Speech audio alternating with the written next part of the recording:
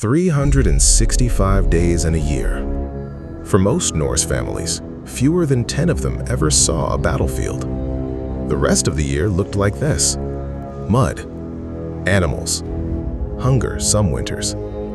A house full of people who were not all free, not all kin, and not all equal, sharing one fire, one roof, one fight to survive the cold. This is not the Viking of the screen. This is the Viking of the tax record, the grave, and the saga. The farmer, the craftsman, the trader, the wife who ran the house no man could touch, and the thrall who built it all and owned nothing, not even his name. Before there is a raid, there is a harvest. Before there is a king, there is a kitchen. Welcome to the world the swords never show you. Strip away the helmet and sword, and 9 out of 10 Norse men and women were farmers first. Scandinavia gave them perhaps 90 frost-free days to grow enough food to survive 8 months of winter. Barley for bread and beer, rye and oats where the soil allowed, flax for cloth. Cattle, sheep, goats, and pigs kept close because losing them meant losing the year. The whole household lived inside one long timber and turf building, the longhouse. Family at one end, animals at the other. A fire burning in the middle that never truly went out. Privacy, as we understand it, did not exist. Survival was a group project. And the group inside that house could include a free farmer, his wife, their children, hired hands, and people who were enslaved, all eating from the same pot, all judged by a calendar that did not negotiate. Sow in spring, tend through a short, frantic summer, harvest before the first hard frost, or starve. That single agricultural deadline explains something historians once missed. The Viking raiding season did not begin until the crops were in, and it ended before the snow returned. The economy of violence ran on the same clock as the economy of bread. Beyond the farm gate, a smaller but vital class of specialists kept that world running. Blacksmiths who could be buried with their own tools, a mark of real status.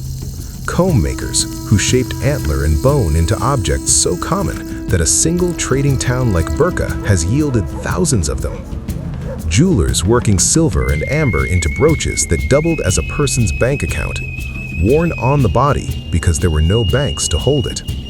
And then there is the craft that built the Viking Age itself. And it did not happen in a forge, it happened at a loom.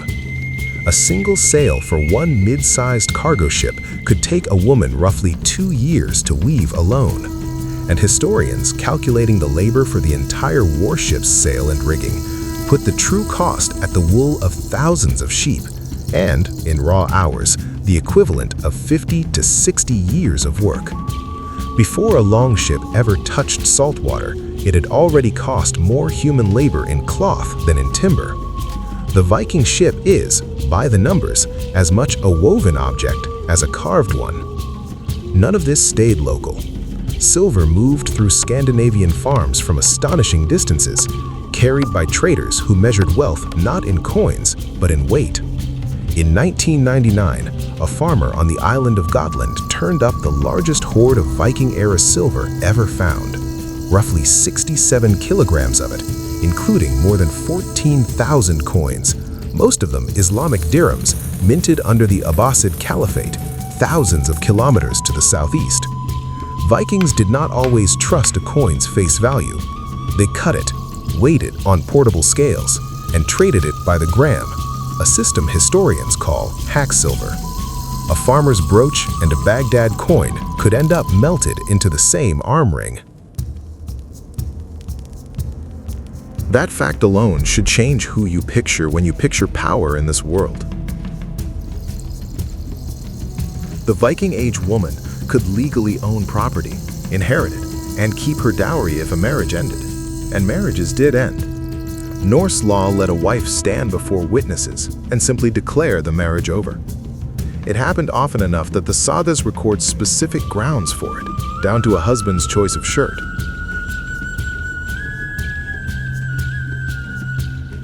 Her authority had a physical symbol, and archaeologists keep finding it, the key. Hung at the waist or fixed to a brooch, it marked the woman as Husfreyja, mistress of the house, controller of the stores, the valuables, and who got fed. Keys turn up in graves across Scandinavia for exactly this reason. In death as in life, she held what the household needed to survive. One woman shows what that authority could become at its furthest reach. Later sagas remember her as Aud, or Un, the deep-minded, daughter of a Norwegian chieftain, wife of a Dublin-based Viking ruler. When her husband and then her son died, the sagas say she did not wait for a man to decide her fate. She commanded a ship built, loaded her household and her late son's family aboard, and sailed first to Orkney, then the Faroes, before claiming land of her own in Iceland. Land she then divided among her own followers, the way a chieftain would. We read her story through saga memory, not a contemporary eyewitness account. So the details carry the storyteller's hand alongside the history. But the laws, the graves, and the keys back the same basic picture. Norse society gave some women real, recorded authority over land, wealth, and household law. Now, the part the legend prefers to skip. Holding that farm and that household together was a labor force with no rights at all, the thrall. Some were born into it, children of an enslaved parent. Some were captured in raids across the British Isles, France, and the Slavic lands. Some sold themselves or their children into it simply to survive debt. Historians still argue over the scale, and the honest answer is that nobody knows the exact number. Estimates from contemporary accounts and skeletal evidence range from roughly 1 in 10 people in Viking Age Scandinavia to as many as 1 in 4. Even at the lower estimate, that is 100,000 human beings with no legal existence, unable to own property, inherit it, or testify in their own defense.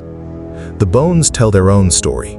Studies of thrall burials in Scandinavia show disproportionate signs of violent death and physical mistreatment before it. A thrall could, in rare cases, buy or be granted freedom. Most could not.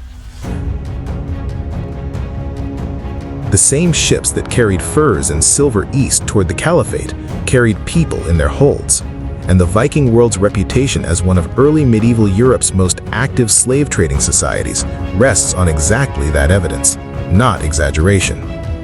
Farmer, craftsman, trader, wife with the keys at her belt, thrall with nothing at all. 4, really 5 different lives sharing one roof, one harvest, one fire.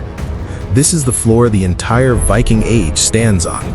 Every longship, every raid, every king you are about to meet in this series was built on the unpaid labor of people history barely names and funded by a farm economy that left almost no room for error. Strip away the myth, and the Viking Age was not a society of warriors who happened to farm. It was a society of farmers, weavers, and the enslaved, who for a few weeks each summer also happened to go to war.